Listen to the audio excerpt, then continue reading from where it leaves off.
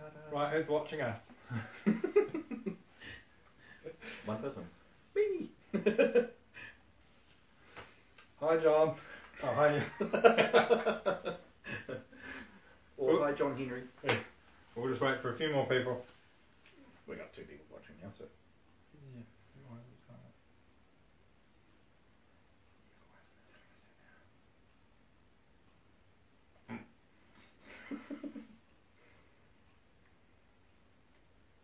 Three. So it'll be the guys at wrestling. They'll be tuning in to watch. Okay. Yeah.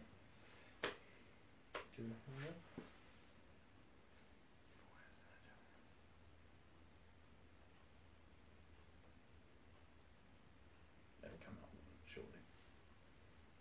Yeah. Okay. We'll just start. Mm-hmm. Yeah.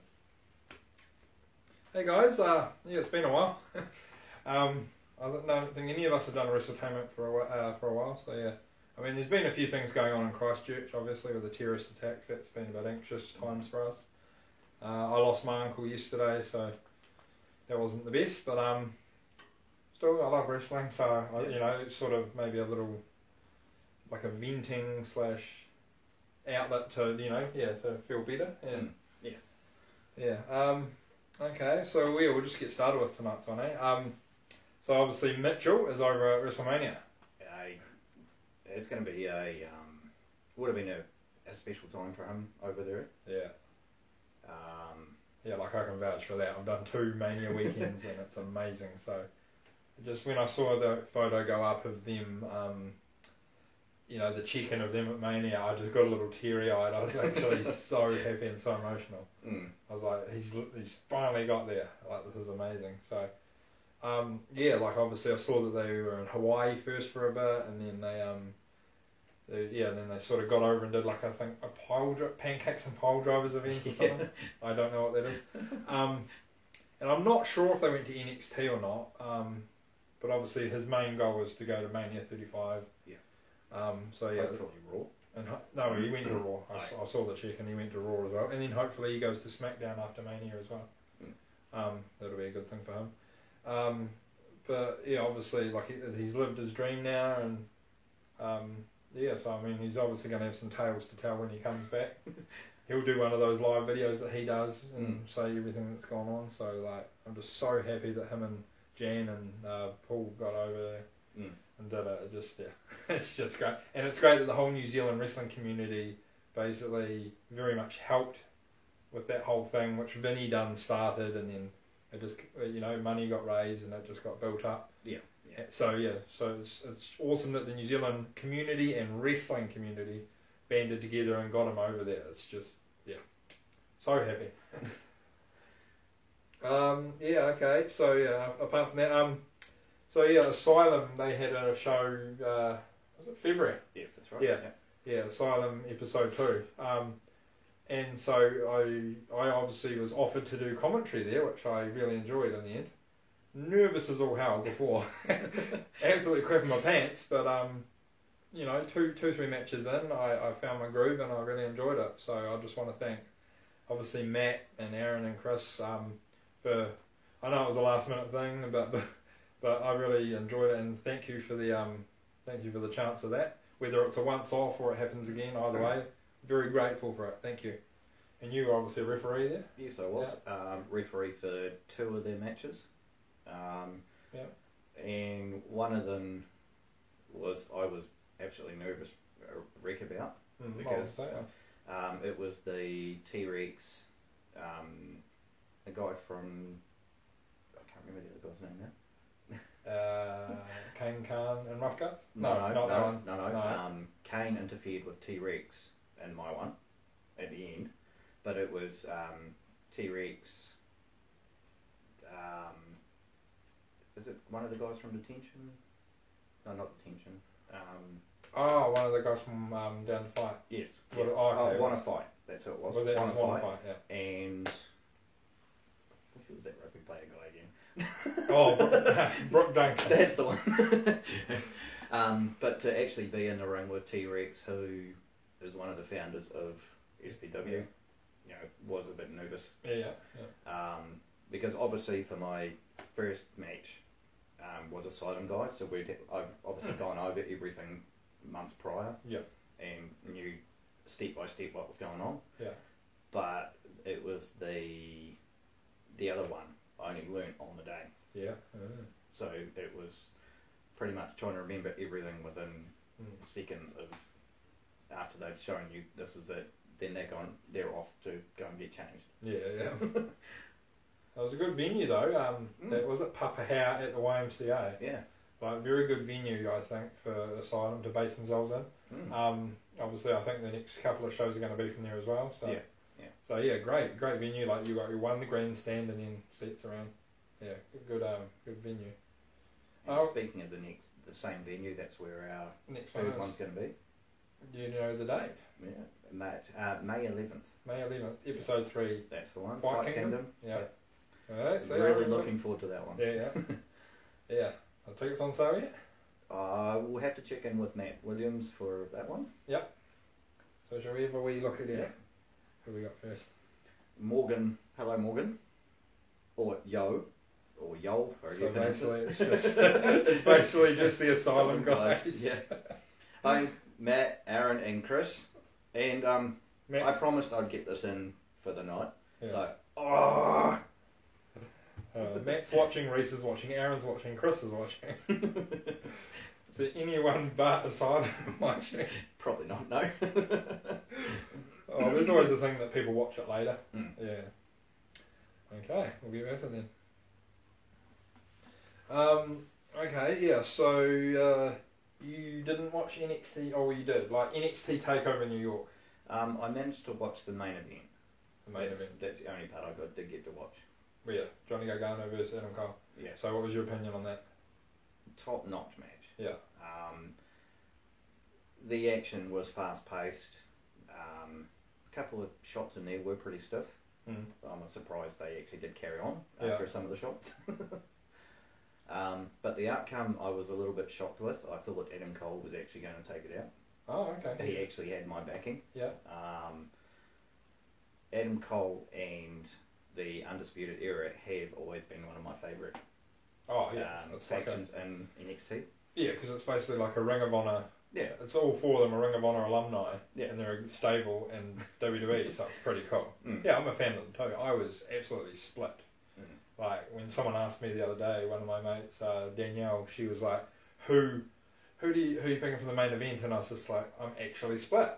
Like, I want Johnny Gargano to win for the whole fairy tale thing, but then Adam Cole I really like back from Ring of Honor, so I was like, Yeah, so you just saw that, did you? Yeah, that's the only part I did. Yeah, see. Whereas I watched the whole of TakeOver New York and it was pretty awesome. Like, you had Velveteen Dream versus Matt Riddle, and you had Ricochet and Aleister Black versus the War Raiders, and there's probably others.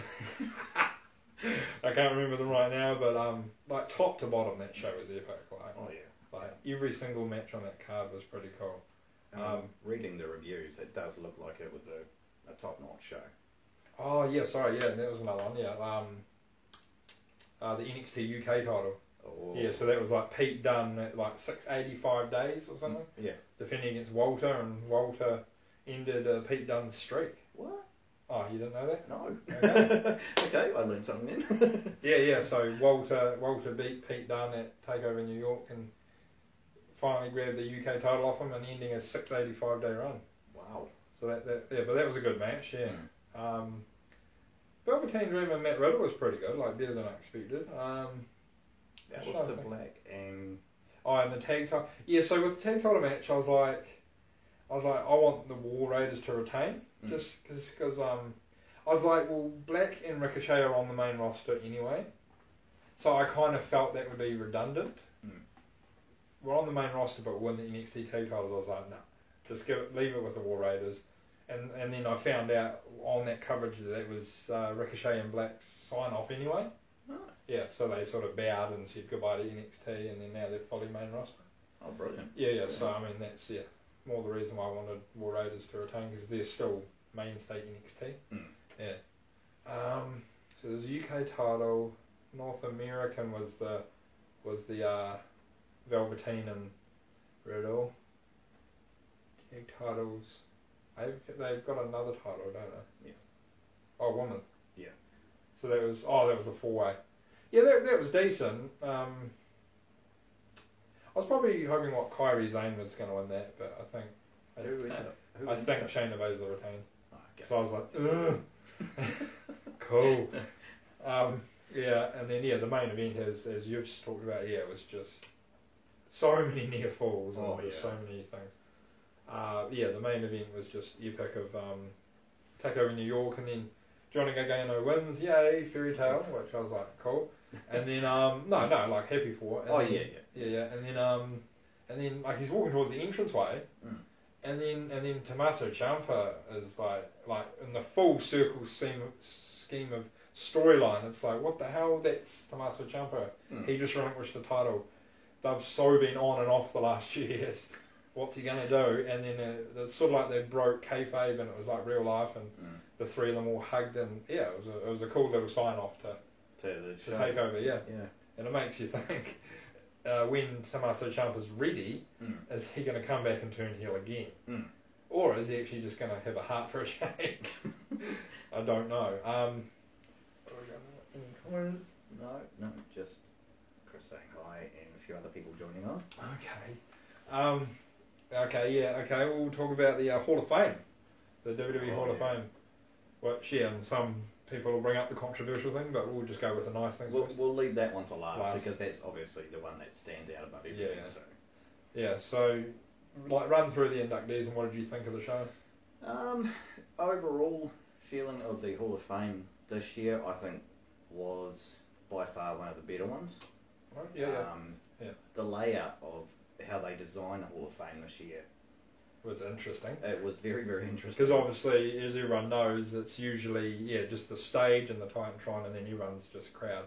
Yeah. So then this year they went for basically the Raw SmackDown pay-per-view set, and just took down one set of ropes and put like a stand there. So it was something completely different and random, but I liked it. I did like the new layout in a way. It's like, this is something different, because it gives people, like the wrestlers.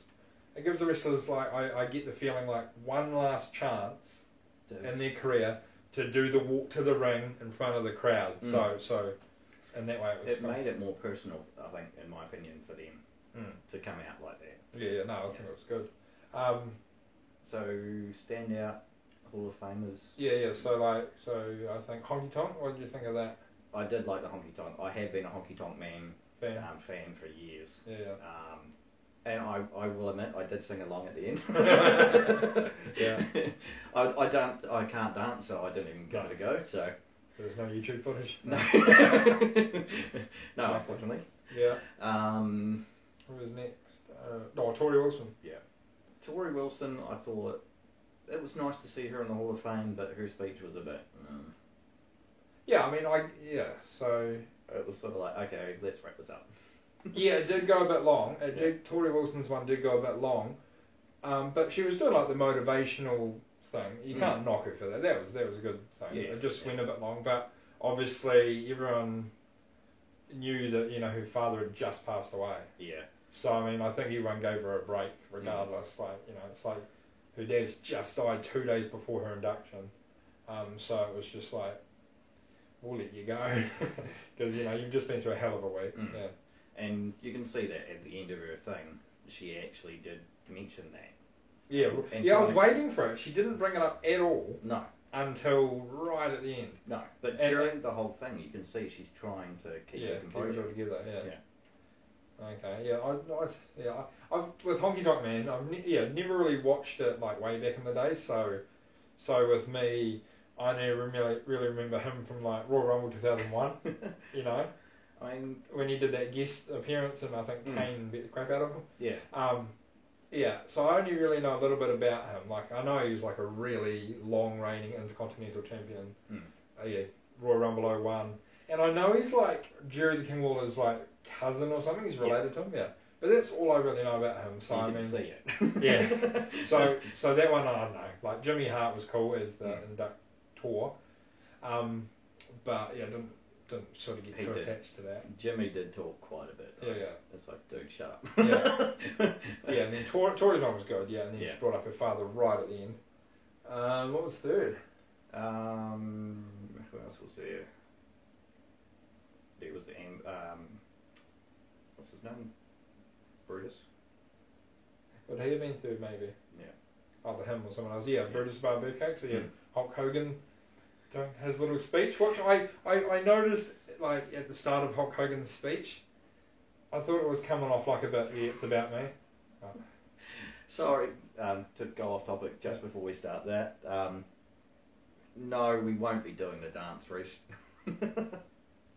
Says John, do the honky tonk dance. We won't be doing that.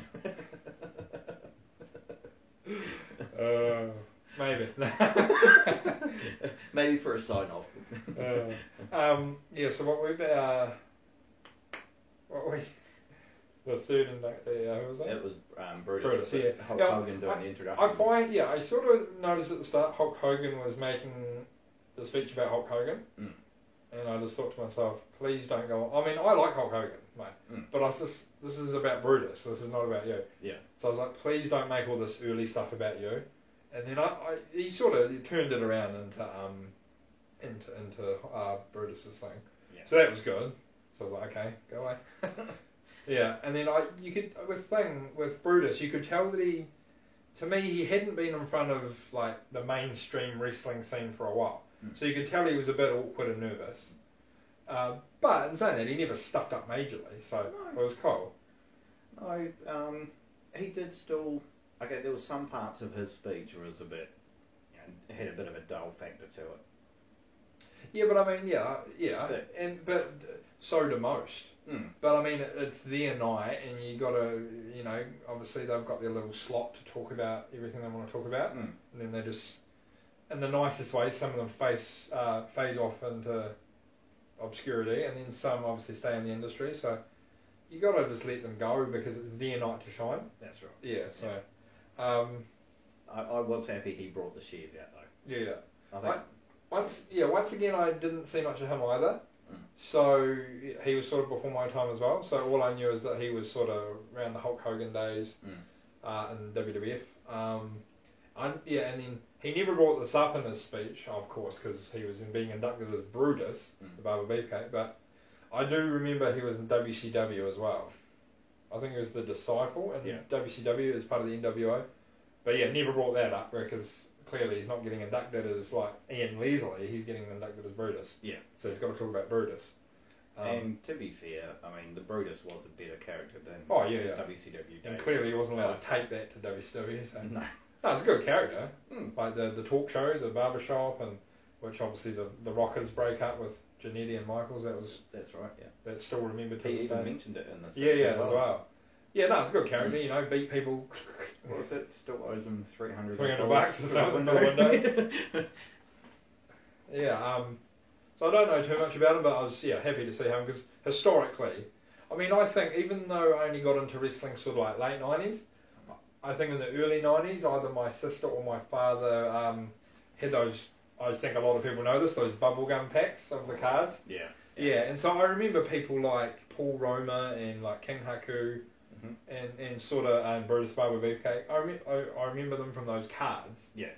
But then when I started watching, it was like 98, 99. Yeah. Probably 99, so I don't know too much. But I mean, the character was obviously cool. It was. It was pretty impressive. And I do remember the part where he's talking about trying to do the head scissors, the clippers. Oh, and it didn't work? It didn't work. So he's just screaming, get the scissors. Who was next? Probably the Heart Foundation? Yeah. So we'll talk about the good things first of all. Yeah. The way they actually brought, what's his name? Jim the Inbornado? Yeah. Brought Jim into it as well. Even though he wasn't there. Yeah, and obviously Natalia was representing him. Yeah. Even being Natalia being there, it wasn't I'm Natalia, I'm his daughter, and... No, I agree with that, because sometimes she can be like that. But no, I agree, yeah. So it was very, very down, I can't think of the word, but yeah, she was sort of just, it's all about my dad, I'm not making it about me at all. Yeah. No, so that was good. And I did really like that aspect that she made it about him rather than and then hers was quite little, and then she's like, Brett, take the floor. Yeah, which was good because it's his time to shine once again. And I mean, it wasn't that long ago before Jim actually passed away. Yeah, I know. It was only, what did they say, last summer? So that's like, well, yeah, it was even more than last summer. Like, I just have a feeling it was like sort of August, September, October. So that's very fresh. Yeah. Still to this day. Yeah. So she would have been still a bit emotional. A lot of emotions. Yeah. And then Bret Hart coming out with some of the stories that even I didn't know about at the time. Of how Jim and him actually got along. Yeah, and obviously, so obviously the wife is Bret's sister. But like, it's funny because like, obviously I always knew that Jim the Anvil Neidhart married into that family. But I don't know, for some weird reason, I never pictured that Natalia's mum that's on Total Divas is Bret's sister. I don't know why, that's just a complete mind blank, but... That is pretty cool though. Yeah. So you enjoyed all the speech and that. Same. Like, obviously, she said Natalia did a pretty good job making it about her dad, not about her. I mean, she's never been. No, she's not. I kind of take that back. She's not that sort of person that makes it about her. She's very family orientated. Yeah. So but she just. So what I guess I'm saying is there was just no Natalia. No. She was just Natty Neidhart there. Yeah. Just the real life daughter, and then she was just representing her dad. There was no character. No, that's right. Which was pretty good. And I think that's what made it great, was the personal feel to it, rather than, as you're saying, the character side of things. And obviously, Bret. So what I kind of noticed with Bret, it's very obvious what they did this year was, instead of, in the normal Hall of Fame, so it was like, there's the big Titantron, and here's the thing, and they're sort of like that, and usually they've got that podium with like all their notes there, and they read the notes and go like that. So I noticed that this year they were all reading off a big teleprompter. Yes. I noticed that quite easily. If you... Bret, very obvious. Yes. That's what I noticed. That's what I was going to say. Like, Bret's speech, you could tell he was reading off a teleprompter, like you could just tell. He was just saying it in like sentences, like da da da da da. Yeah. And if you watch very carefully, his eyes just shift. Yeah. So clearly they've had to go from the notes on their own desk to thing. But he was the only one that came off obvious. I think the others either maybe didn't. Maybe I think what's his name? Brutus. He did have some people with him. Yeah. So he may have had a couple of notes. So I guess maybe they all used teleprompter, or I mean, I don't think DX used teleprompter. That was all impromptu. But maybe they all used teleprompter or a mix of the two or something. All I'm saying is that with Bret it was very obvious, whereas the others not so much. I mean, you look at his age though. Yeah. I mean, he's been through a hell of a lot. Like, I've met him once. I met him in 2003 in Auckland. I met him once in 2003 after WWA The Reckoning, which a lot of you guys probably went to as well, in the North Shore. Met him back at the hotel, and at that time, sort of fresh from the stroke, very frail. But either way, it was still like, whether you're frail or whether you're fully fit, you're Bret the Hitman Hart. Like, this is awesome. you are going to die, Bret the Hitman Hart. Yeah. So you're just like epic. So like, it was just like handshake and signature. I was just like, oh, this is awesome. But obviously he's been through a hell of a lot, Bret Hart. Like, so him personally, he's had the stroke. Oh no, we'll go back. So he's lost Owen. We lost the British Bulldog. He lost Owen Hart, the British Bulldog, then his father, and a stroke, and then cancer, and prostate cancer once or twice. It's a hell of a run. Oh yeah, and to still be up and walking about. It was crazy. Yeah. And then he's just lost Jim as well, Jim the Anvil Neidhart, so that's another. Yeah. So what a hell of a bad run he's had. Like, so obviously, things affected him. So clearly, like, he's doing the best with what he can. All I was saying is that it was just noticeable. Yeah. But I mean, you still was like hanging on every word because it's Bret Hart, and you're like, you got all these stories, and we want to hear them. And they were pretty amazing stories. It's always good with the Hall of Fame when you get those real life things that you never see on the network because it's old day stuff. And you're just like, oh, I want to soak this in. This is awesome. Yeah. And it's those personal stories from when they're actually on the road together. Yeah. You just don't get. Yeah. So do a spinneroonie. Who said that? A race. Oh, of course he did. Devon get the tables. Someone made a long one. Late Forbes, we'll get to your thing soon. We're just going to finish off the Hall of Fame. So who is Harlem Heat? We'll skip the lady, Sue Aitchison. Yeah, don't get me wrong, awesome lady. She's been there for 30 years and all that. We just don't know much about her and about the wrestling side of things. No. But what she's done is amazing with Make-A-Wish and all that. That's cool. Yeah. So, Harlem Heat, that was good. Oh, yes. Obviously my favourite company was WCW. When I started watching wrestling. I watched both, but WCW and WCW Monday Nitro was just my thing. Well, it was the it factor for quite a number of weeks. So 83, 84 weeks? Yeah, so WCW was my jam. So it was pretty cool. And so, when you have one of those WCW tag teams going into the WWE Hall of Fame.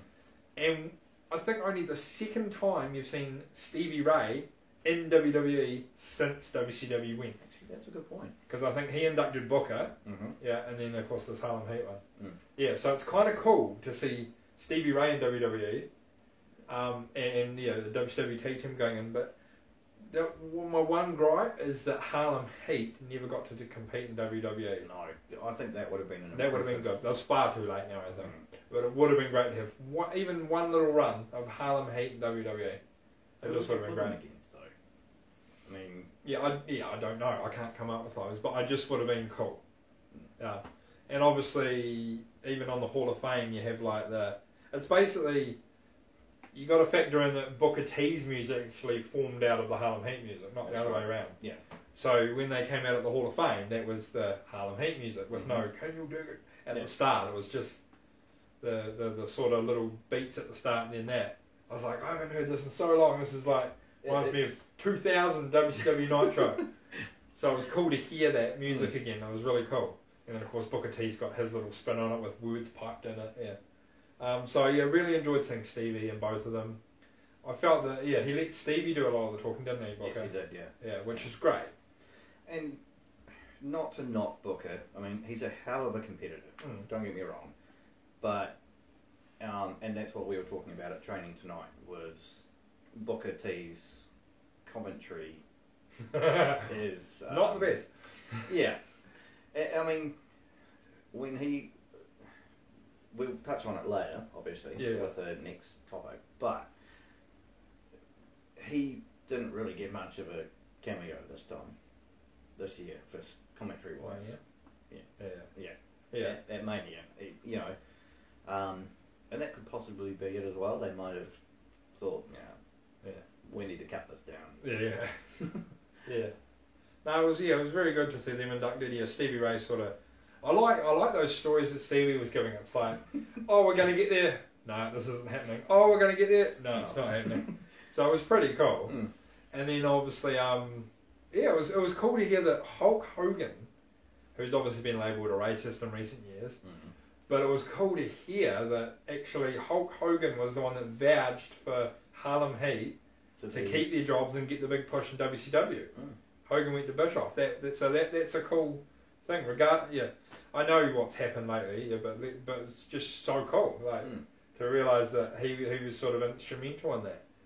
So, God, don't you talk beat about Booker T, Reese. And so it was cool to hear those stories. But that's my one gripe. Harlem Heat and WWE would have been great. I mean, they've appeared at the Hall of Fame. Cool. Yeah. Out their music down the entranceway, but it just would have been cool. Just one go. But unfortunately, no. Yeah, I mean, Booker T is a hell of a competitor. There's no denying it. I mean, he has outshone his brother. Yes, that's very obvious. And that's funny because that only really came about with towards the end of WCW. Because even in the WCW days, right up until like, I dare say even until 2000, right till 2000, they sort of like together, split up, but none of like they were like US champs, TV champs. That was what they were. Yeah, and so they were sort of pretty equal. Yeah, and then it was only when Booker got that WCW Bash at the Beach, whole Vince Russo, Hulk Hogan, Jeff Jarrett thing. It's only when that happened out of nowhere, then he got that gigantic push, and he's just never looked back. And poor old Stevie Ray just became a commentator, and Booker T went. Yeah. And Stevie Ray, I'm sorry, was about the same level on par as commentary as Booker. Yeah, okay, well, yeah, in a way. But I don't know, I kind of enjoyed it. I just remember it was like Stevie Ray, Mark Madden, Tony Schiavone. I kind of liked it a little bit. It gave her a different flair to it. But clearly, once Booker got that push, it was just... Who's Martin? Martin is my twin brother. Okay. Yeah, they've seen photos of him. Martin outshines you. Is that Matt or Reese? No, Reese. Too late, John, too late. So what we're saying, so we'll skip past that now. So, who's after that? Because it was like like a stable-led Hall of Fame, wasn't it? It was, yeah. Which was quite cool. It had its up and downs, like, it went a bit stale and then it picked up again. Yeah. Which is generally how Hall of Fames go. Because they sort of, the speeches go a bit, Yeah. I'm just trying to think how else that might, apart from DX, that might be about it. Yeah. Oh, I noticed we actually ignored the thing for Bret Hart, so that was good. Yes. Yeah. The scumbag that did that thing at the Hall of Fame, so we didn't really talk about that, which is great. Because he doesn't deserve the airtime, really. No, but I do have to give someone props in that whole... Hey, he doesn't deserve the airtime. No, not him. Yeah. But Travis Browning. Yes. Husband. Oh, I just love the passion in general of all those wrestlers that just jumped in. Because you look at the way he was against WWE when he attacked those security guards in Raw. Oh yeah, but that's obviously scripted. Yeah. But then you see how he was actually backing the whole, Oh, I just loved it. Like, I mean, I didn't like what happened. I hated what happened. It was so disrespectful. I like how they handled it though. Yes. And the fact that Brett's just like, no. Yeah. So yeah, I noticed obviously with that other footage that got released, you had like sort of, they both got knocked down. The Italian thing.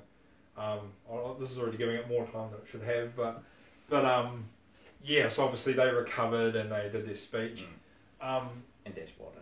Yeah, but I love the passion that the guys who, all these wrestlers like your Travis Brown's, Ronda Rousey's husband, your Rockstar Spud who jumped in there, your Harry Smith, Xavier Woods, all those people that just came straight to the defence and were beating the crap out of that guy for real. And Dash Wilder did a good good. And like, I mean, I think a lot of people have seen those mug shots online of the guy. Didn't look good. Good job. Oh yeah. He deserves that and a lot more. Like, that's a scummy thing to do. So I can't understand though. Those photos of the mugshots, he looked absolutely beaten the crap. And to be honest, I don't. Well, he deserved everything. Exactly. Every single stitch and blood. I can't find any remorse for him. No, I just love the fact that he deserved it. Yeah. But knock on security for not doing their job, but then WWE roster members beat the crap out of them. Yeah. But the court photos, though, showed there was no damage, so... Anyway. Yeah, so so and then I think maybe it's just DX left, I think, maybe. Just kind of go along the... Everything. Yeah. The DX... The induction was just amazing. And how many shots at AEW did they take? Oh, yeah, that was cool. The AEW, the all-in / AEW shots. Well, what did Triple H, one of them, he goes, Vince will buy that pissant company just to fire you again. And then later Shawn Michaels was like, oh, good to see you all in. So that was two cool little subtle things. Yeah. But then all the other stuff, like, amazing that China got the light shown on it. Actually, yeah, I was pretty pleased with that. So that was, I mean, that's what she deserved. Yeah, and just all the, you can't say Vince McMahon. You can't. Okay. What's he going to do? Fire me? Yeah.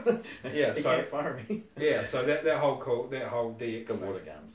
I'm sorry, but the water gun incident was... At our age, you got to expect this. Yeah. No, I think the whole DX, and I mean, it's not too much to talk about with the DX one really. It was just very entertaining, very funny. They pushed the PG boundaries a bit, which was good. I'm to be honest, I haven't seen that they are trying to break out of the PG brackets, but trying to keep sort of the same sort of level though. Yeah. Yeah. Okay, so that'll be it for the Hall of Fame. We'll just have a wee check of the comments. Blake Forbes, hi guys. I'm a fan of the show.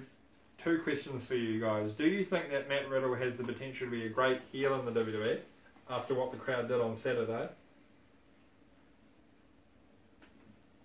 So we'll do that first one first. I didn't see Saturday for him. No. But I have seen other times with him.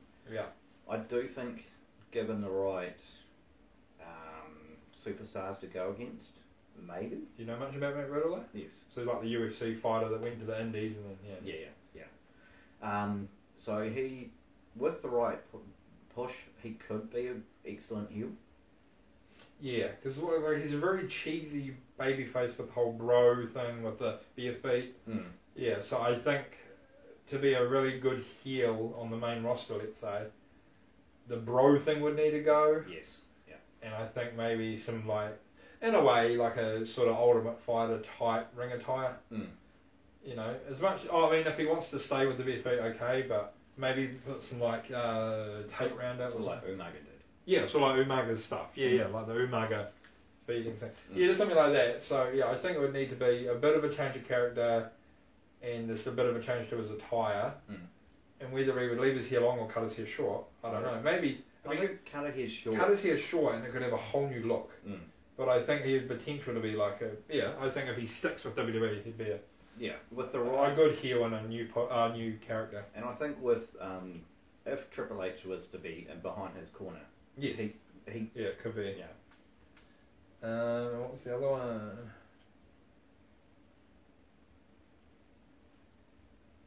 And do you think the Undisputed Era will show up tomorrow? Yes. So what does he mean?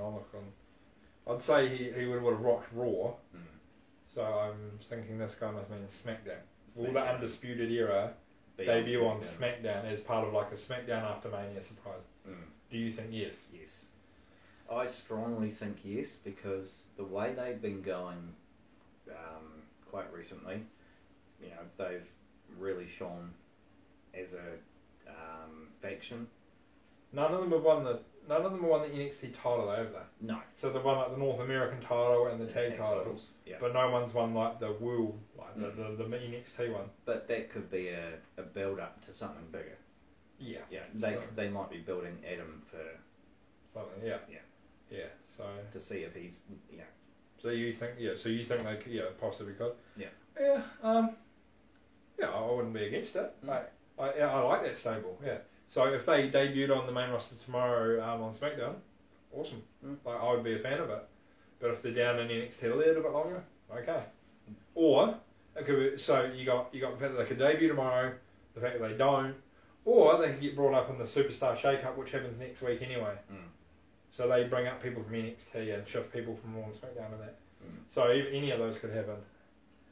What else have we got?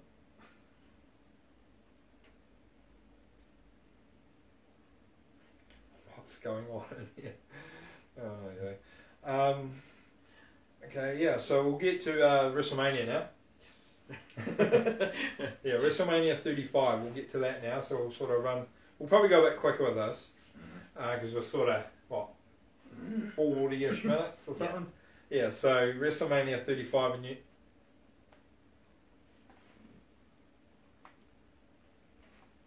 interruption there, technology. Yes, so WrestleMania 35, the MetLife Stadium, Mitchellmania / WrestleMania, Kofi Mania. Kofi Mania, any type of mania. Yeah, so what was the opening match with that? That was a hell of a shock. Yeah, so you had the blooming So you had Alexa Bliss come out at the start, and then go, "I got it in the palm of my hand," and then boom, Hulk Hogan.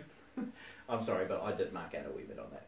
yeah. I mean, Hulk Hogan's Hulk Hogan, so like, yeah. like that was still cool. Yeah. I know people hate him now, some like him, but Hulk Hogan's Hulk Hogan. He's the most famous wrestler ever. So that was still cool. Yeah. I liked it. And then of course, like out of nowhere, this literally the opening match of WrestleMania. I guess if you look back in proportion, they did it really well to make the Universal title match the opener. So it sort of got you had the opening spectacle, then you had like a midway Kofi spectacle, and then the women's one at the end. So they did it perfect. They did. The setup was great this year. Yeah. But to be fair, the start match didn't really kick off right away though. Yeah. I mean, Seth Rollins did get it. Oh yeah, he got a hell of a ass feeling. Yeah. Yeah, it was like, okay, is this match going to happen? Yeah, so there was like a big butt whipping, obviously, outside the ring, and then it finally got started. But once it got started, it finished pretty quickly. Yeah. It was a pretty quick match once it went ding ding ding. I was very, very surprised at that. Yeah, I thought it would have got longer, but it clearly didn't. I mean, obviously, I think the writing was on the wall. Like, I think everyone knew that Lesnar was going to drop the title to Rollins. I think everyone knew that. Yeah. So it was just like, okay, but like that, and it should have gone longer. I was expecting a wee bit more of a build-up. Build-up, or rather than a low blow and three curb stomps, boom. Yeah. So it was it was sort of like he squashed him, now I'll squash him, with no sort of back and forth. Yeah. The only thing I didn't like about that whole match though is the referee. No sold a couple of spots. Oh, okay. And it was just. And you're a referee, so you'd know. But there was 2 spots that Brock and I think even Seth even tried to get him to do something. Oh, really? Just no sold. No sold. It's just frustrating to watch. Yeah. Yeah, so that was good to see him win the title. So you see they had Roman Reigns now and Seth both win the Universal title. But I think what everyone's happy with is obviously more the fact that Brock's not. Yeah, the fact that Mr. Part-Time, Mr. Don't Want to Show Up, Brock's not the champ. And the fact that so you got a full-time roster member is the champ. So that's like the biggest bit. So yeah, I'm happy that Seth's the champ. Yep. You probably are too. Yes. Sure. Second match, AJ Styles and Randy Orton. Yeah, I'm sorry to say this, but AJ is one of my personal favourite wrestlers. Yeah. But I didn't really enjoy that match at all. Oh, you didn't? No. No, it had some elements of, oh, this is pretty impressive. Yeah. And the spot where AJ got on the turnbuckle, and Randy did a backdrop and a back bump in the ring. Yeah. My only thought to that, and I think tonight we were talking about that as well, was that actually a planned bump, or was that oh crap, he hasn't actually done what he's supposed to do yet, I'm just going to bump this. Oh, yeah. So you didn't think too much of the match itself? No. I wasn't a big fan of that one. Yeah. I think, that was the one that I think just sort of dropped out a bit, and then... Yeah, okay. Yeah, I don't know, I wasn't really bothered who won. Like, to me it was an okay match, but I wasn't really bothered who won. No. So AJ Styles wins, cool. That gets a good Mania win over like Mr. I've been there 15 years, Randy Orton. But there was no backstory behind it.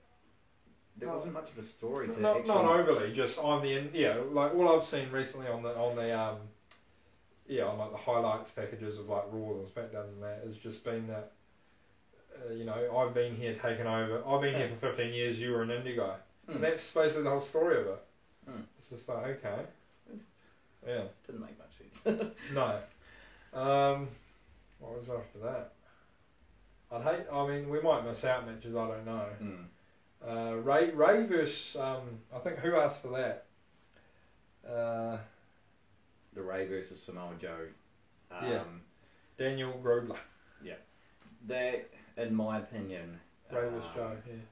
Ray versus Joe was excellent booking.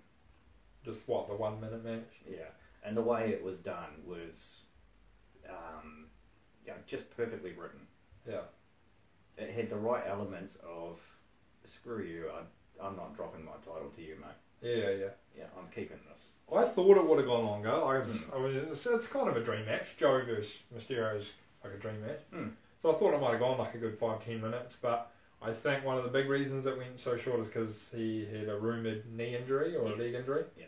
So clearly they fit that into the whole thing, which basically made it that he was just going to maybe do a squash match, and he did. Women's Battle Royal. Oh, was it pre-show? Yeah, we'll leave the pre-show stuff. Not being mean, but we'll leave the pre-show stuff. Roman McIntyre. Yeah. Roman Reigns versus Drew McIntyre. I was happy that match even got announced. Like I was quite into that. I was expecting something bigger. You were, yeah. I mean, it may sound mean. Like I fully respect that he's come back from leukemia. This is Roman, obviously. Yeah. Not true. He's come back. It's good to see him back in the ring, but it didn't feel like the Roman that we knew before he disappeared. Yeah. It just felt like he was coming back and testing waters, seeing how he felt. Yeah, because supposedly it was his first singles match in 6 months. Yeah. And it's a Mania. Yeah. Okay. But McIntyre, I think, did play that character quite well. Yeah, like I'm loving McIntyre now. Oh yeah. Like when he was first there, like as the chosen one and all those 3MB, I was like, nah. But like I love his theme music. Like I love it. So yeah, the character, everything, Scottish Psychopath, love it.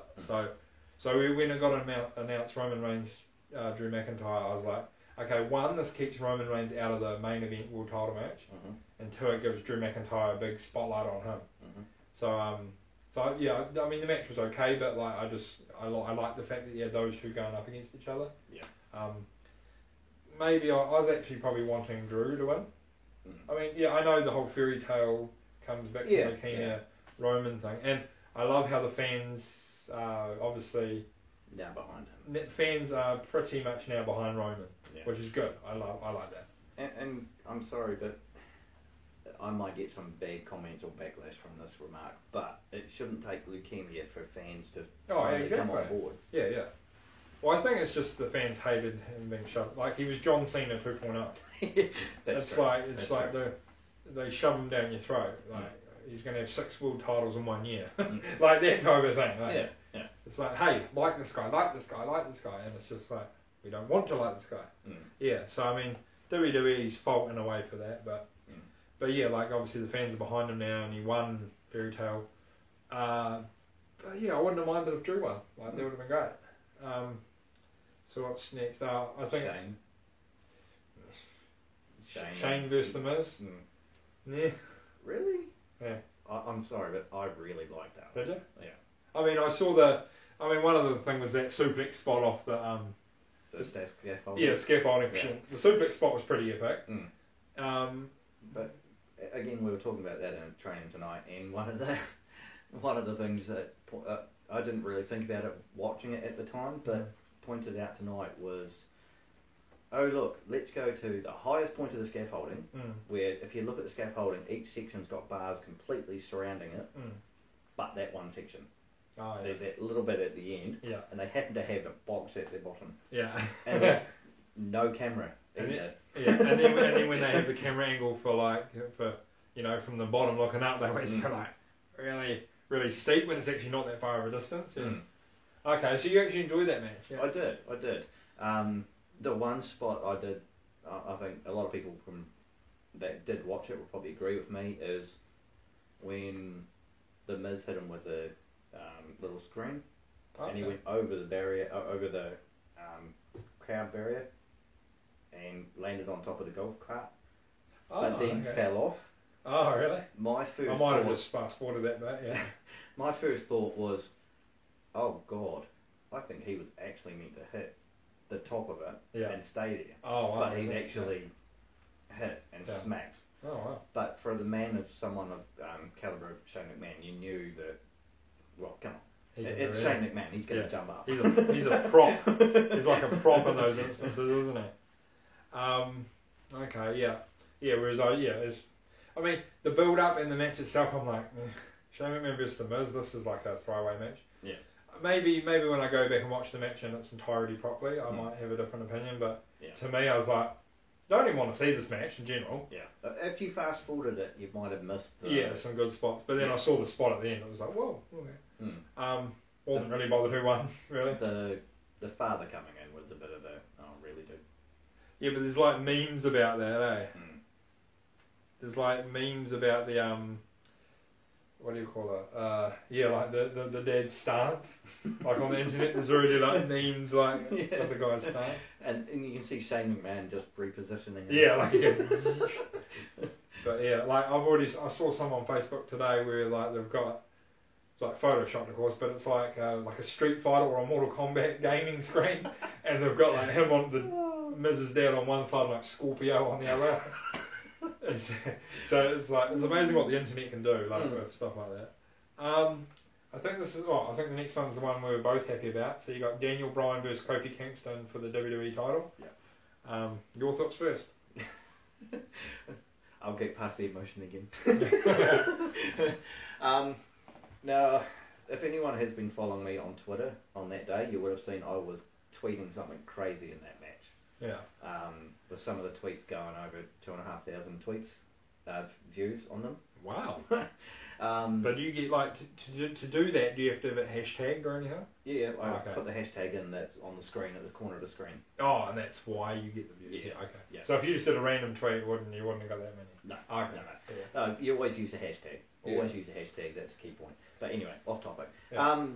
The emotion behind it, like when they first came out, I'm thinking, yes, this is the year Kofi's gonna. After 11 years, yeah. 11 years, Kofi's gonna take it out. Because he's had pushes. Like, do you remember that one in 2009? Yeah. That rivalry with Randy Orton. Yeah. So it was just like, and it just crashed. It did more than crash. Yeah. It bombed. Yeah, and then he just went back to that tag team champion, Intercontinental champion type. US champion. And then of course New Day stable. So. I mean, to be fair, the guy was going to quit before New Day was formed, and then New Day. I don't think anyone knew that New Day was going to take off as big as they did. No, because everyone's like, oh yeah, they're putting those three together, it'll bomb. And I remember when I went to WrestleMania 31, so I think they just formed the stable around that time I went there, and at that point they were heels, and it was like New Day sucks, because they were so bland and boring, and that's right. And so something just happened, and then by the next WrestleMania, it was which I was also at 32. And then it was New Day Rocks, and you had 100,000 people going dun dun dun. So it's like they went from like the bland heels to like the ultimate faces, like just. But you know, back to the match. Yeah. 11 years, and the backwards and forwards of, I think he's going to get it. He's going to get it. He's going to get it, and then boom, you know. Just the backwards and forwards of how that went. I thought there was going to be more interference, to be honest. Yeah. The other characters around. But But no, it was pretty one-on-one actually. Yeah. And I do respect that a hell of a lot, that they managed to maintain that whole... They had the other people on the outside, but it still stayed one-on-one in the ring. Yeah. Even when they did come out the ring and start attacking, they didn't... It didn't overshadow what was in the ring. No. No. But... Yeah, if you have a look at one of my tweets, you can see me screaming at the top of my lungs when Kofi won. Yeah. I'm literally on the edge of my seat, and when he won, I fell off, and I pretty much was just about bursting into tears of joy. Yeah. Because it was like, fuck. Yeah. With me, like Oh, Waiheke. Hello, Waiheke. Hey. But like, I liked it too. Like I've been a fan of Kofi. Like, you know, I mean, I've been watching from 1999 right through to now. Yeah, and so I've seen him start an WWECW, that ECW. So I saw him start there, and I was like, oh yeah, he's got potential. Like him and Shelton Benjamin and a few others. And then he was getting that massive push with Randy Orton. And I was like, oh. And then it was just like plodding along. So when this whole... Because you got to remember, like, this was all going to be Ali's push. It was. That was the thing. This whole Daniel Bryan, Mustafa Ali, or just Ali. Yeah. This was all going to be him. And so if he never got injured, that would have been him, which means Kofi just would have lagged in that and he would have just stayed where he was. Yeah. So it's just amazing. It's like you think that it's like things happen for a reason. So maybe Ali. Well, I mean, Ali's only just got there per se, but Ali maybe wasn't ready per se. So he gets injured. Kofi fills the slot at the last minute. And I think, I think the reaction from Elimination Chamber between the two of them was probably not what the WWE expected, but they thought, hang on, we can't ignore this. Yeah. And then the crowd gets behind him. It screws him over. Yeah. That's what I mean. You had a good storyline. You had I've been held back. I've been here 11 years. I've never really had a one-on-one opportunity. You're going to Mania? No, you're not. You're going to Mania? No, you're not. Vince really being a real dickhead about the whole thing. I mean, deep down, you knew damn well he was going. Oh yeah, of course. I mean, it's like you don't invest that much storyline building to Mania to go. Oh hey, Daniel Bryan versus Luke Harper. So obviously it was building to it. But yeah, just it was good. Kofi Kingston not only getting a title match, but getting a title match at WrestleMania, which was epic. And knowing WWE, I was just like, I like Daniel Bryan. I like him. Like the current character is still pretty cool. Yeah. The Yes character and the Planet character, I like both. The title, as much as a lot of people don't like it, I like the originality of it. Yeah, I like the originality of that Hemp title. I do. I like it. I hope they don't get rid of it, to be honest. Yeah, I mean, if he becomes champ again, he'll probably bring it back. Yeah. But it's sort of like what was I going to say? So I like Daniel Bryan, but the fact is, I was like, Kofi needs to win this. As much as I like Daniel, Kofi needs to win. Yeah. But then knowing WWE, it's like, what are you going to do? You're going to go, Kofi's going to win? Shit. There's the carrot dangling. So it's like, WWE sometimes can be dickheads where they'll be like, nah, Daniel Bryan retains. But, I mean, now that he has it, are they going to, in the next pay-per-view, are they just going to say, okay, you've had your time? No, so that's the thing. So with the theory, I see the theory behind all that, with obviously, so WWE let Kofi win, amazing. As you say, you were emotional. I was pretty emotional too. Like I've seen him for 11 years. So I can't remember if there was a little tear or not, but I was very happy and I was grinning from ear to ear. I was like, this is awesome. This is one of these undercard guys that you never thought would get the title, and he's got the title. So it was pretty cool. But I think there's theories behind it, is that Daniel Bryan and John Cena don't like going to the Saudi Arabia shows after what happened with that journalist. Yeah, remember they both pulled out a crown jewel? That's right. Yeah. So what's a lot of them did actually. Yeah, but what's the next pay-per-view? Saudi Arabia one. Yeah. And so WWE probably knowing that if Daniel Bryan retained at Mania, what's he going to do? Go to Saudi Arabia and pull out again? So they were just like, okay, we'll give everyone the fairy tale Kofi thing. Kofi can hold the title going into Saudi Arabia because we know that Daniel won't go there. And then maybe back at Money in the Bank. It'll flip back. Maybe give him a couple of months, maybe. May or June, Daniel Bryan gets it back off Kofi. So Kofi's had his title run. Daniel didn't have to go to Saudi Arabia, and everything's back. That flip back, and there might be a cat and mouse with it. Yeah. They might play with it for a bit and see who's going to eventually just keep it. So. Yeah. What else was there? Triple H Batista. Hang on.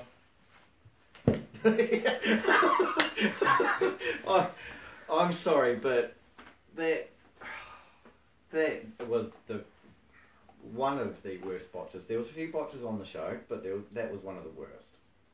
Yeah, but I don't know what. But when he was walking to the ring in his entrance, something about him just felt a bit off to me. This is even before the tripping in the ring. It's like he's overtrained for the match itself, but forgotten to actually walk to the ring. He just, I don't know, his stance or something. He was walking really weird. It was like a Hollywood showboating. Yeah. And then of course he bloomin' tripped, and I was like, oh my goodness, are you serious? This is WrestleMania. this is potentially your last match, the rumours were, and then they are true, he's retired. Yeah, I did see that, yeah. Yeah, and so, and you bring trip up getting into the ring. I mean, like, I can understand botching a move or something like that. Like a power bomb or a suplex, but I can't even get in the ring. But then I noticed, so he did all the crowd taunting, went round, did the crowd taunting, got out of the ring and did all that, and then he did it again. But so he came back round, re-entered again, knew what had happened the first time, so he sort of had the crowd at his attention, and he purposely slowly got in and said, "Ha, I can do it." Yeah. But in the actual match itself, what did you think of the match?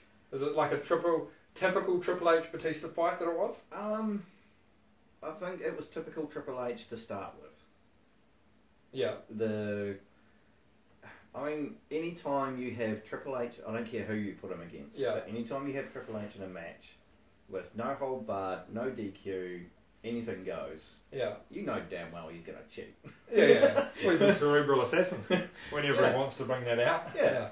But, whenever you've got those the way the match is like that. So like stipulations. Stipulations, that's the word. Triple H is going to take it out. Because when hasn't he? Yeah. Well, I think, and the other thing was like Triple H's career was on the line. Mm-hmm. So you had that as part of it. But then the whole thing was Batista's always beaten Triple H. Mm-hmm. So once again, for the fairy tale thing, you needed Triple H to get redemption for the Ric Flair attack, but also to finally defeat that demon. To finally defeat Batista after Batista was winning.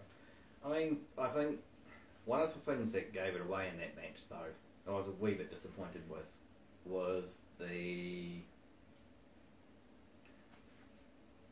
What? Yeah. was the part where Triple H was outside the ring, goes under, he's leaning under, and you can see what he's looking for. It's pretty obvious. Pulls out 2 sledgehammers, but then only enters in the ring with one. It's like, gee, I wonder who's going to come out and take the other one. And then it was Ric Flair, wasn't it? Yeah. Because one of my first thoughts was, okay, Shawn Michaels is on the commentary table. Yeah. I figured there might be an angle with him, switching music. But there wasn't, was there? He just stayed out of it completely. Yeah. Well, I guess they were trying to sort of more time with Evolution. Yeah. But the physicality of the match was pretty on par for what you'd expect from Triple H. Yeah, and I think it's the typical Triple H Batista kind of match. We're muscly, but we can have a good weaponish fight with a few spine busters. And Batista was pretty good in some parts of the match. Like you saw the animal side of him rather than the actor Hollywood Batista, Dave Bautista. Bautista, yeah. So you saw the old animal coming through a wee bit. Yeah. But I'm sorry, but one of the catchphrases of WrestleMania for me, and I don't know about yourself, but was after they pulled the nose ring out of Batista, Batista comes out the ring, and the first thing Shawn says is, "Oh, his nose is bleeding," and Corey Graves pipes up and went, "Duh." Oh, really? Must have been another bit that I fast forwarded. Okay. Yeah. So he's like, "Duh." He's like, "Well, no, duh." Yeah. Oh, that's nice. Yeah, it was just the commentary in that match was pretty witty, I must admit. But as I said again, the physicality of that match was pretty on par for what I was expecting. Yeah. Yeah, and obviously, just before we get to the next match, obviously no Undertaker. No Undertaker at WrestleMania. That felt weird. No Undertaker at WrestleMania. Yeah. And we were talking about this before we did this, and we think WrestleMania 2000, which is, of course, in the year 2000, we think that's the last time he missed a WrestleMania. So that's a good, 18, 19 year thing. But he missed that last one, I think, due to an injury, didn't he? 2000, yes. Yeah. But this one... He just wasn't on it. He wasn't on it, but to be fair, I mean, was he needed? No, that's what I mean. What would it have added to the show, really? No. Just the typical Undertaker thing. Yeah. I mean, would you just get him to come out, do an appearance, say hi, and go backstage? I mean, Hi, I'm the Undertaker. No, yeah. So it kind of didn't need to happen. No. As much as it was weird without him, it wouldn't have added too much. Yeah. In the same respect. I mean, if you put him after the Kofi and in between everything else, it would have taken away the ambience of what's just happened with Kofi and Daniel, and then killed everything else after it. Yeah. And that's my opinion. But. Yeah. So what is, we'll just brush over this one quickly. Finn Balor versus Lashley. We'll brush over this quickly. Yeah. Finn Balor. Okay, I wasn't expecting him to win, to be honest. You weren't? No. Okay. I mean, you've got the demon, but... Yeah, and take in mind that, as far as I can remember, he's undefeated as the demon. Yes, that's right. Maybe on the main roster. Yeah. Yeah. But to be powerbombing Bobby Lashley, though, yeah, it was a bit... Yeah. No, but I mean, I think the writing was always on the wall. As soon as he was going to be the demon, you knew. He was going to beat Lashley and retain the title. Yeah, meh for that match, really. I was like, cool to see the demon at Mania, but... I think that's the only bit I did like, was just the demon coming out. Yeah. Anyway. I mean, I have a feeling we might have missed out some matches, but clearly they might not be that important. What was the US? Yeah, US Intercontinental. SmackDown Tag Titles. Yeah, so for me, Usos retaining, I was a bit disappointed about. Yes. Like, so you had what, like the Bar, the Usos, Nakamura, Rusev, and Ricochet Black. Yeah, I don't know. I like the Usos, but I was ready for a change. I know it's probably not ready for them yet, but I was kind of hoping... Ricochet Black? Yes. Yeah, and I guess out of all those teams, I would have probably gone Ricochet Black as well. Because the Bar's had it too many times. Yeah. Shinsuke and... They're just but that's just wasting Nakamura. He's like a main event world champ level talent, and he's in tag team. So no, same with you, Ricochet Black. And I was you could tell, like, with Ricochet, so when Ricochet did his entrance, the lights came up, he was just like that. I think he was just dumbfounded. Yeah, like he was just living his childhood dream. He's made it to WrestleMania. He was emotional, he had watery eyes. So did Alistair. Eh? So did Alistair. Did he as well? I think I kind of saw that, but it was very obvious with Ricochet. I was like, he's just like a kid in a candy store here. He loves it. And then Alistair was probably just like acting tough, but then he was like, whoa, you know, I've never done. Yeah. So what else? I think. Yeah, that's probably about it. So then I think we get to the history making winner take all double women's title match. First time ever the woman main event in WrestleMania, which I was very happy about. Yeah. I mean, we live in a world. Well, I mean, we should have always lived in a world like this, but we live in a world now where women are very much on par with men. Maybe 50 years ago it was different, but now it's all about equality, and so that's how it sort of always been. And so to finally see woman main event was, I loved it. Like to me, it was like this is good. And I think you had the right three names. You had Ronda Rousey, megastar, in and out of wrestling and UFC, movie star. Charlotte Flair, the legacy girl, and then Becky Lynch, which is like the female modern day Stone Cold anti-hero. Blah, blah, blah, blah. I do see a storyline angle with that. A Stone Cold angle coming for her. Yeah. So I mean, so long overdue. Amazing that they got to Main Event Mania, triple threat. I think a bit of me still wanted Becky vs Ronda 1-on-1, which a lot of people did. It was for a wee bit though. Yeah, but then the rumours came on about Charlotte, and then everyone's like, no, stay out, just have 1-on-1. Because it was the match at Survivor Series that never happened. So it's for Becky Ronda then, didn't happen. And then it was like, okay, well, they'll have it at Mania. No, Charlotte. Yeah. But I mean... So they've still yet to do a Becky Ronda, so they've still got to do that at some point. But, yeah, like, happy for the girls. Yeah, they made it even more spectacle by doing the whole double title. Because even 2 weeks before it was just for the Raw title. It was, yeah. So as much as they screwed over Asuka, which a lot of people do hate, because they could have had a SmackDown Women's title match at Mania. Asuka deserved it, all that sort of stuff. It was a piss poor promo for Charlotte coming out. She just came out of nowhere, won the title, yeah. So you sort of wasted a whole SmackDown Women's division. You just said, "Puh," to you, which kind of peed off me and others. Oh yeah. Yes, but then by also peeing them off, you made the main event a bit more special because like we're going to unify the women's titles, double title match, which added to the spectacle. It did a bit. So so proud of them. Amazing main event. Extremely amazing. Yeah. Quite a few bumps that. Okay, Ronda did take one. I thought, okay, this is it. She's out. She's out. Yeah. But in all, I think that main event was right on par with the Kofi one. Yeah. Yeah. No, I was very happy that obviously. Well, everyone knew, like, it's like the same with Kofi. You're hoping and you're thinking WWE better not stuff this up, and you're like, Becky better win. For a second, I did think, oh fuck, they've gone against it with their plans. They're going to make Charlotte win. Screw this. Yeah. But imagine that the ending of Mania with like, everyone's like biffing and rubbish and boo. Go back to your helicopter. Yeah, fly back off.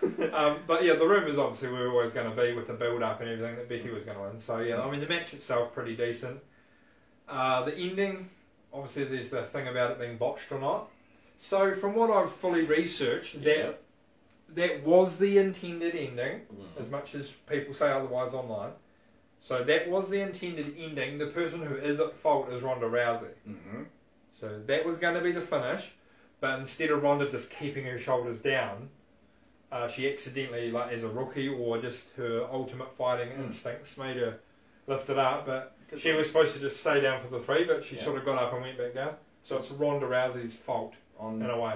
On the 1 count, her shoulders were completely off the mat. Yeah. Both. Yeah. On the 2nd count, her body was off the mat. Yeah. So I mean, yeah. So like initially, so Becky wins, like awesome. But then, like, obviously, as much as everyone loved that Becky won, the attention went on the botch, which I thought kind of took away from Becky's win a bit, the botch thing. Yeah.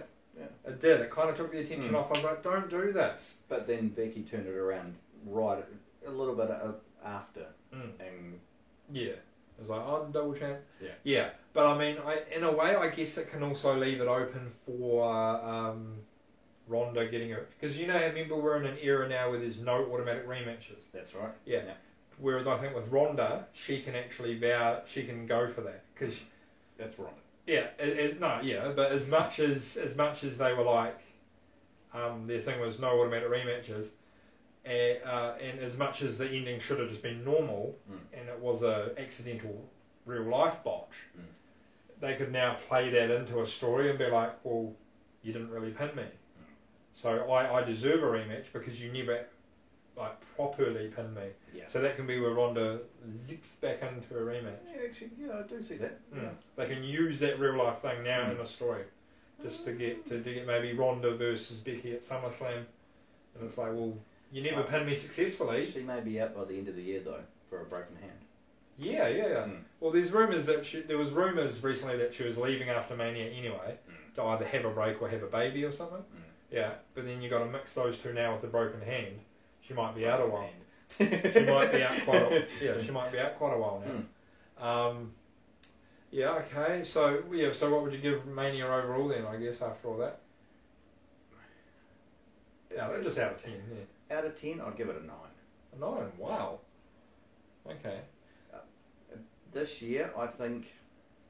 Now I could be wrong. There might be a few people who disagree with me here, but I think this year, on par to utter the words best WrestleMania of the year, like of the decade possibly. Okay, I strongly disagree, but each to their own. Yeah, okay, so you really enjoyed yours. Okay. I think it had more. The storylines were a bit more real this time. Yeah. So, okay. I'd probably give a 7.5. Wow. 7.5 out of 10. Love the Kofi winning thing. Oh, sorry, just quickly, we forgot about John Cena. So the John Cena Elias thing. We'll just do it quickly, but John Cena, interrupting Elias's concert.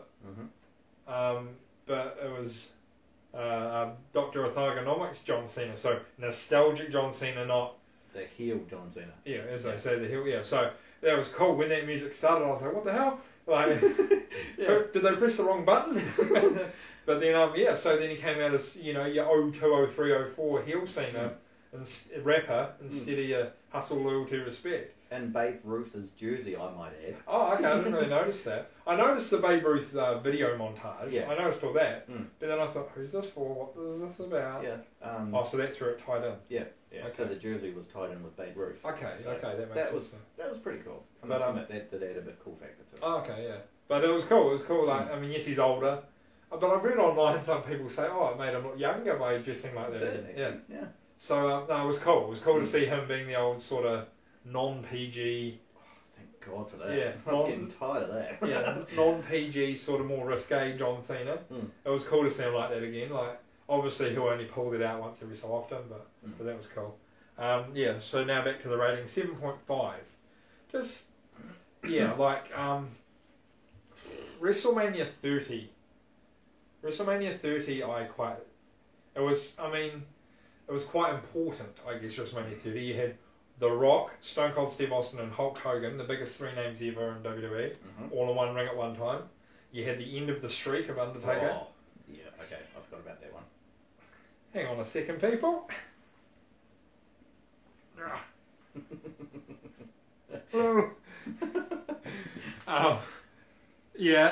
And then you had like the Daniel Bryan working his way up, B+ player, beats Randy Orton and Batista, wins everything, main eventing Mania. Like, so that was a pretty good storytelling Mania, I think. 30. 31 I was at, and that was sort of your dream match of Undertaker Bray Wyatt, albeit short hair Undertaker. But you had Undertaker Bray Wyatt dream match, you had Sting Triple H. DX and NWO. Trust me, I was there in person and I was screaming like a little kid. Like, the fact that you had like the fantasy DX versus NWO dream face-off that never happened in that Sting Triple H match, I was like, ah! Like, I was just marking out like nothing on earth. Like, it was amazing. What else did you have there? Brock Lesnar, Roman Reigns with Seth Rollins cashing in. Yeah, okay, yeah. Yeah, so Seth Rollins cashing in the main event. You had The Rock there. I was pissed off at that. You had Sting thing. You had Randy Orton versus Seth Rollins earlier in the night, where they did that awesome that was, yes. Yeah, that awesome thing. And there's probably other stuff too. Yeah, that was a pretty good Mania. 32 I found.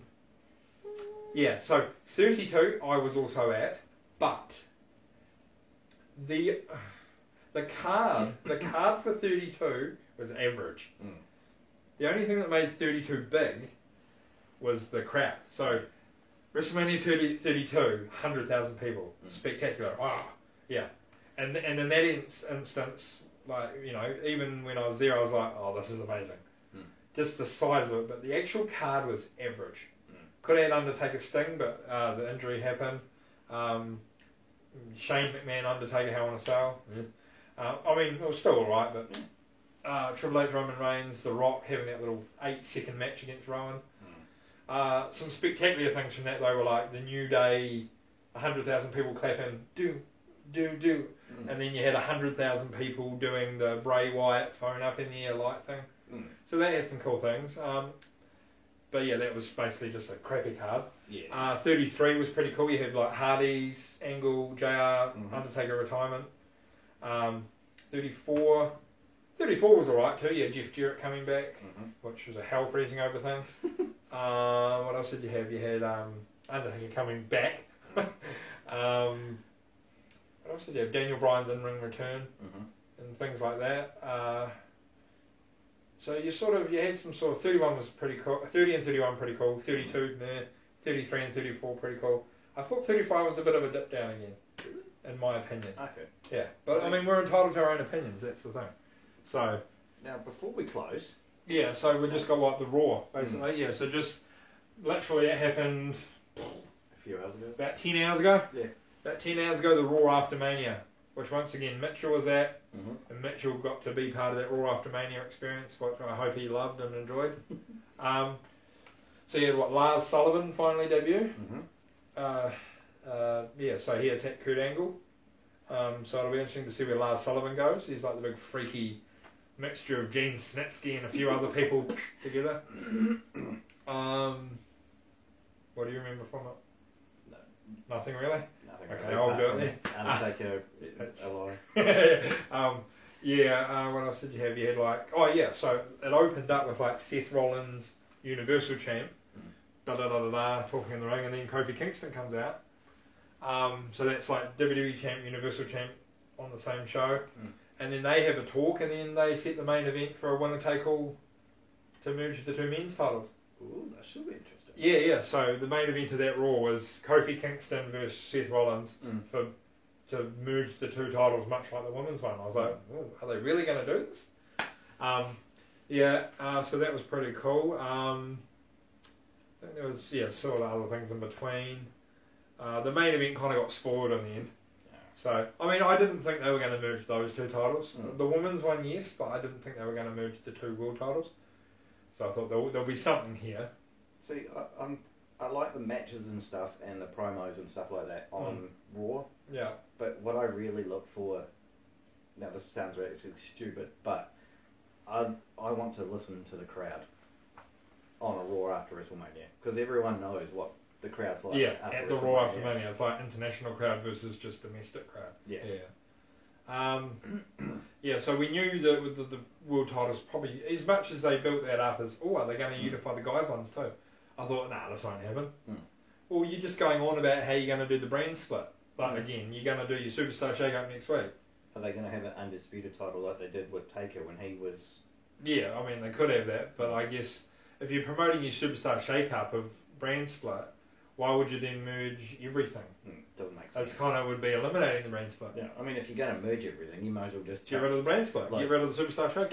Get Seth Rollins and Kofi do theirs. Yeah. And the winner of that match goes against Becky.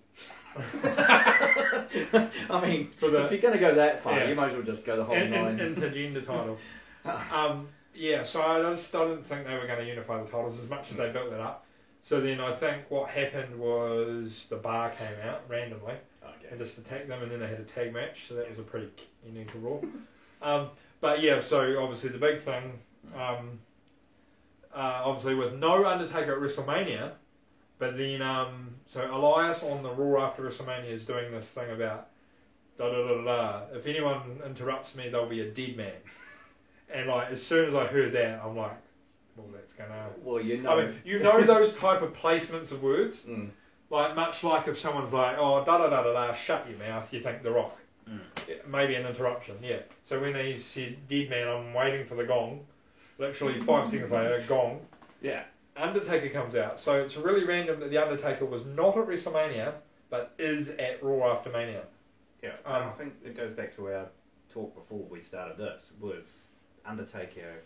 There might have been enough star power to not need him. Not need him on the Mania. Yeah. Now I know you weren't going to talk about the pre-show about WrestleMania. Yeah. Okay. But I have to mention this: 269 losing streak is officially over. Oh yeah. Sorry, that's worth mentioning. Yeah. Kurt Hawkins' ridiculous losing streak is over, and him and Ryder won the tag titles in New York, their hometown. Yeah. At Mania. And it was Hawkins that got the pinfall. Oh, okay, as well. Yeah. I marked out there. Yeah, I did. That was pretty cool. I think he's basically saying it's worth it. Like the fact that I had all those losses and then I got that Mania moment was worth it. Yeah. So back to Taker, obviously. Yeah. So he comes out on the Raw after Mania, and then sort of everyone's like, "What the hell are you doing here? You weren't at Mania." And then he sort of proceeds to basically attack Elias. Me being the fantasy booker person, once again I'm waiting for Sting to pop up. Never say never. Never say never. So it's like he attacks Elias, and I'm thinking, well, you're not really going to go with Undertaker versus Elias at the next pay-per-view, are you? This is just like a little filler thing. Yeah. So I was waiting for a Sting Crow, but there wasn't. But as I was saying before, I think the theory is, because the next pay-per-view coming up is not Money in the Bank as advertised, it's actually one of those Saudi Arabia shows. And so they've brought in Undertaker for the Raw after Mania. They've brought him in so that they're going to build Undertaker versus somebody at the next Saudi Arabia pay-per-view, which takes place at the start of May, 3 weeks before Money in the Bank. Everything on me is crossed that it's finally going to be Undertaker versus Sting, which I've been waiting years for. I go for that also because I want it. But also the Saudi Arabian prince that is paying WWE for these events is very much a fan of the Attitude Era Monday Night Wars nostalgia. And so to me, if he's going to be asking WWE to put on a nostalgic match, maybe Vince has finally said, okay, if you're giving me $60 million, stuff it, I'll put on this Undertaker Sting. You want it, you got it. Yeah. And so I'm hoping for that. And if it happens, I will be a happy camper. But we've just got to wait and see. Undertaker's back, so he's obviously going to fight someone at Saudi Arabia. Will it be Sting? Will it be another Attitude Era person? I don't know. No. Yeah. But clearly he's back for that pay-per-view. And like you've just been saying, Saudi Arabia could be the new WrestleMania. Well, yeah, I mean, I've broke this up a few times now. I'm reading stuff online, but yeah, I've read recently how WWE are looking at the Saudi Arabia shows as a bigger money maker than WrestleMania now. So now they're holding people off Manias and putting them on the Saudi Arabia shows. So they're becoming big up and important ones. Yeah, I mean, even maybe like the Super Showdown in Melbourne that I was at. You know, they're sort of putting those big stadium shows up on par with Mania, which is cool in a way, because it's like there's more than just Mania now. There's multiple ones. So, yeah. So we'll probably leave it there, actually. I think we've gone a good hour and a half. I think we've broken every record that Michael or we've ever tried to do. We're just short from our last first one. Yeah. Yeah, so no, it's been good, and we'll obviously try to do these more often. Just circumstances have come up. I think Michael and Bianca might try do one this weekend for all the other wrestling events during the WrestleMania period. All your sort of your ROH/New Japan G1 Supercard from MSG, all your other indie ones, I guess. I don't know too much about them, but whatever they are, Progress, Shimmer, whatever those, yeah. Just so if they've got time in the weekend, they might put on a Wrestletainment episode as well. Other than that, we'll see you again very shortly. See ya. See you guys.